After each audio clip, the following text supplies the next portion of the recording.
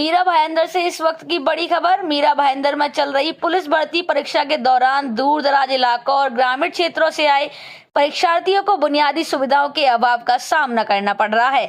हालात ऐसे हैं कि कई अभ्यर्थी सड़क किनारे ही बिस्तर लगाकर रात गुजारने को मजबूर हैं। राज्य के अलग अलग जिलों से नौकरी की उम्मीद लेकर पहुंचे युवाओं के लिए ना तो ठहरने की पर्याप्त व्यवस्था दिखाई दे रही है और ना ही प्रशासन की ओर से कोई विशेष सहायता उपलब्ध कराई गई है। इस पूरे मामले पर सिद्धेश राणे, जो भारतीय युवा कांग्रेस के मीरा भाईंदर अध्यक्ष हैं, उन्होंने सरकार और प्रशासन पर गंभीर सवाल खड़े किए हैं। राणे ने कहा कि महाराष्ट्र का गृह विभाग खुद मुख्यमंत्री देवेंद्र फडणवीस के पास है। उन्होंने आरोप लगाया कि राज्य भर में करोड़ों रुपए खर्च कर देवा भाव के बड़े बड़े होर्डिंग लगाए गए और चुनावों के दौरान भी भारी खर्च किया गया, लेकिन भर्ती परीक्षा देने आए युवाओं के लिए बुनियादी व्यवस्था तक नहीं की गई। उन्होंने कहा कि नौकरी की उम्मीद लेकर आए इन परीक्षार्थियों को सड़क पर सोने के लिए मजबूर होना पड़ रहा है, जो सरकार की प्राथमिकताओं पर सवाल खड़ा करता है। अब देखना होगा कि इस मुद्दे पर प्रशासन और राज्य सरकार क्या कदम उठाती है। मीरा भाईंदर से नजमुल हसन रिजवी की रिपोर्ट। आपण महाराष्ट्रात आहोत, महाराष्ट्रातल्या मीरा भाईंदरमध्ये आहोत। त्याच महाराष्ट्रामध्ये जिथे काही दिवसांपूर्वी संपूर्ण महाराष्ट्रातल्या होर्डिंग्सवरती देवाभाऊ नावाचं एक होर्डिंग लागलेलं होतं, कोट्यावधींचे त्याच्यावरती खर्च करण्यात आल्या। त्याच्यानंतर नुकतीच एक महानगरपालिका निवडणूक आली, त्याच्यामध्ये एक जगातला मोठा म्हणून घेणारा पक्ष आहे तो जिंकला। त्याने पुन्हा एकदा संपूर्ण शहरात राज्यभर वेगवेगळ्या होर्डिंग्स लावल्या, लाखो कोट्यावधीच्या जाहिराती केल्या।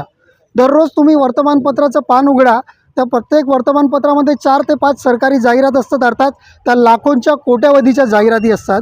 आणि ह्याच मीरा भाईंदरमध्ये इथे 14,000 कोटीचं एक टेंडर निघालं होतं, जो गायमुखच्या इथून कोणता तरी तो टनेल निघणार होता, रोड निघणार होता, जो सुप्रीम कोर्टाने सांगितल्यानंतर रद्द करण्यात आलं, 14,000 कोटीचं। ह्या त्याच महाराष्ट्रामध्ये ज्याचे मुख्यमंत्री आणि गृहमंत्री आहेत देवेंद्र फडणवीसजी, आणि त्यांच्याच खात्यामध्ये एक पोलीस भरती निघालेली आहे। जी भरती निघाली आहे त्याची अवस्था अशी आहे की इथे या मीरा भाईंदरमध्ये माझ्या पाठीमागे जर तुम्ही बघाल तर हजारो मुलं, शेकडो मुलं रस्त्यावरती झोपलेली आहेत। आता एवढं सगळं घडत असताना मुख्यमंत्र्यांना आणि जे गृहमंत्री आहेत अर्थात त्यांना जरा तरी लाज वाटत असेल का, प्रश्नच आहे। कारण का आता इथे महिनाभर ही पदभरती चालणार आहे, पोलीस भरती चालणार आहे, परंतु इकडे कोणतीच सुविधा नाही आहे। हे लोक इथे रस्त्यावरती झोपत आहेत। ग्राउंडचा अर्धाच भाग वापरला जातो, अर्धा भाग तिकडे शाबूत आहे।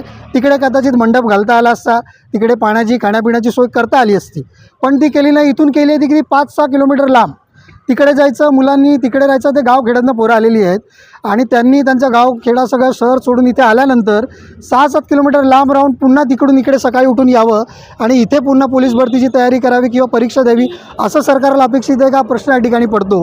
मोठमोठ्या ढेंगे आखणारे सरकार आहे, मुख्यमंत्री आहेत, गृहमंत्री आहेत। लाडकी बहीण लाडकी बहीण लाडकी बहीण हे म्हणत असतात, पण या लाडक्या बहिणीची लेकरं इकडे रस्त्यावरती झोपली आहेत, त्याच्याबद्दल मात्र त्यांना काही देणं घेणं नाही। इथे पोलीस भरती करत असताना जी पूर्ण महाराष्ट्रातनं मुलं येतात त्यांना आपण काय देतो? आपल्या खात्यात जर आपल्याला सांभाळता येत नसेल, तर खात्यातल्या मुलांना, लाडक्या बहिणींच्या लेकरांना जर तुम्हाला पांघरून देता येत नसेल, त्यांची सोय करता येत नसेल, तर कसले तुम्ही गृहमंत्री? गृहमंत्र्यांनी नक्कीच याचा विचार करावा। आणि महाराष्ट्रातला प्रत्येक नागरिक जो टॅक्स देतो तो तुमच्या होर्डिंग लावायला टॅक्स देत नाही।